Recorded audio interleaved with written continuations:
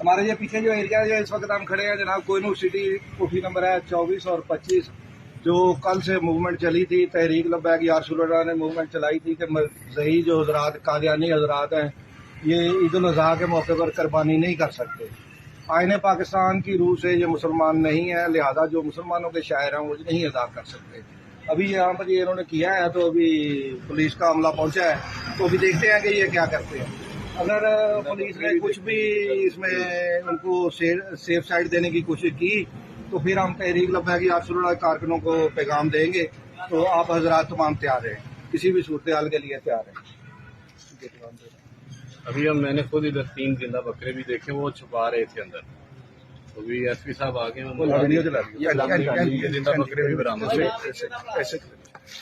ये जिंदा बकरे बरामद